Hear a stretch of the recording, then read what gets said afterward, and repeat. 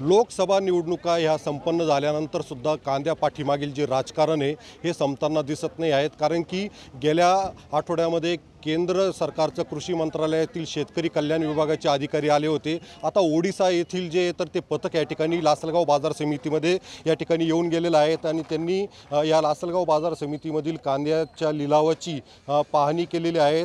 कशा पद्धतीने लिलाव चालत आहेत, कसे बाजारभाव मिळत आहेत, तर याची पाहणी करून माहिती समजून घेतलेली आहे।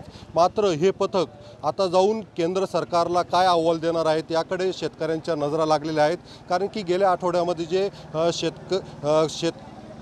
कृषी मंत्रालयातील शेतकरी कल्याण विभागाचं जे पथक आलेलं होतं, तर त्यानंतर शेतकरी संघटनेनी की नाफेड एनसीसीएफच्या माध्यमातून होणारी कांद्याची जी खरेदी आहे त्यामध्ये मोठ्या प्रमाणात जो आहे तर तो भ्रष्टाचार झाल्याचा त्यांनी त्या ठिकाणी आरोप केलेला होता। त्यानंतर नाफेडमधील 2 अधिकारी जे आहेत तर ते त्यांच्या तडकाफडकीने बदल्या करण्यात आल्या।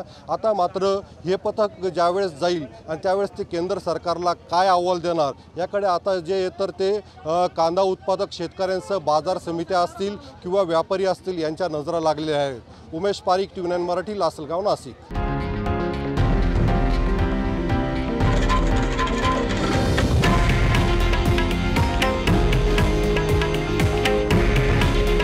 हे आहे देशातील नंबर 1 न्यूज नेटवर्क आणि आपण पाहत आहात TV9 मराठी। काळजी तुमची, हित महाराष्ट्राचं।